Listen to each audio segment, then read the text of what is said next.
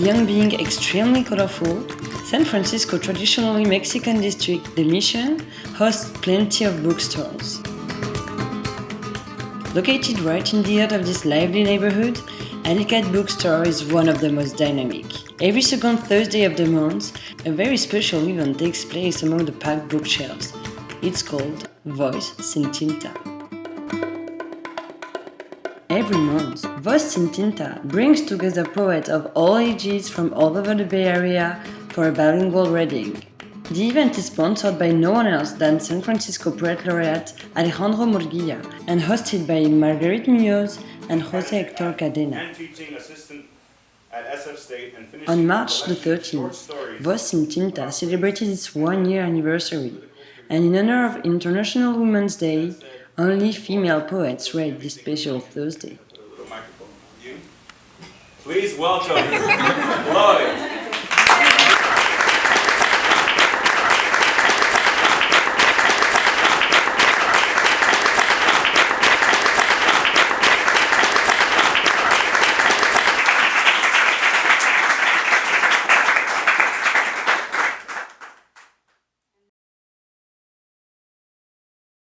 An excerpt from my story called The Mainlanders.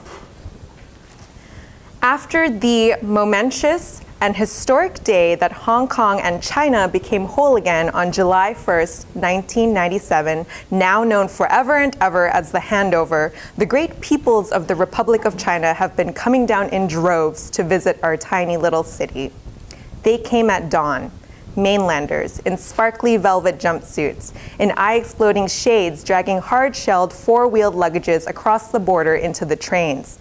There, they sat sprawled across seats propping up their ashy, calloused feet and proceeded to yell, pick their noses, and cough without covering their mouths full of food. Voz sin tinta, by the way, means voice without ink. So it reflects the sort of purpose of our reading, which was to give the emerging writers of our community a chance to get up here and read, as you have heard tonight. Finding toilet paper was harder than going to heaven. What the fuck was running water? I felt every stool sprint back up my intestines.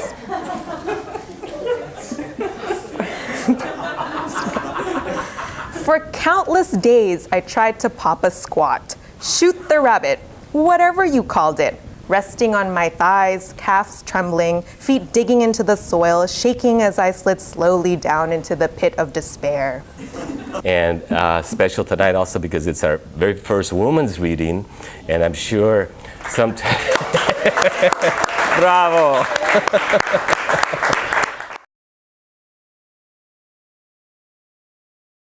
This first poem is called Common Contradictions. Laying in the light, but still encircled with a shadow, taunting my misery. These walls are empty, high ceilings feel enclosed, echoes manage to fill the small crevices, reminding me you're no longer here. Enter loud silence. Pale white roses, I'm no longer aloof. Instead, I sit consuming the smells, the perfumes. Seasons change, and it slowly becomes a stench, a pungent smell of loneliness. Epiphany now fades, and sadness becomes nostalgic. So it's about these families that leave. They leave because suddenly, out of the blue, an object is discovered in space in our solar system, and they figure that in about 2 years' time, it will enter Earth space. And so there's this sort of countdown that is created. So I'm reading selections, the voice of the alien on the ship. Bear with me. May I remind management that the role of the visionist is to investigate the nuances of prediction, origin, dissemination, reception, change.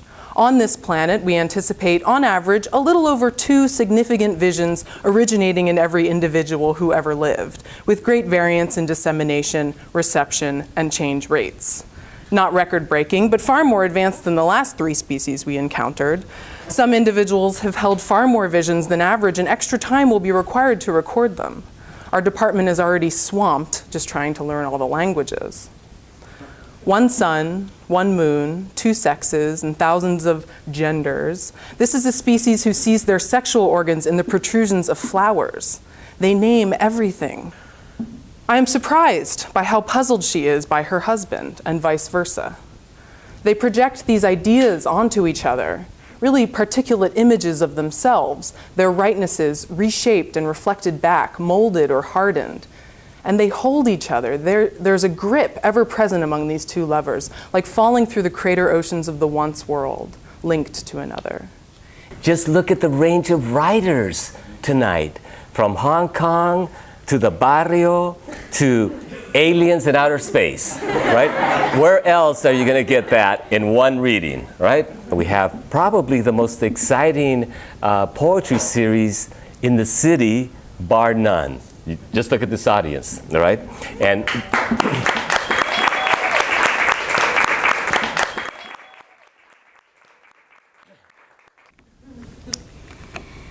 okay, so I'm going to start with a love poem.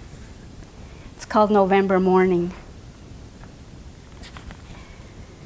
Since you left town, the streets seem longer, lonelier.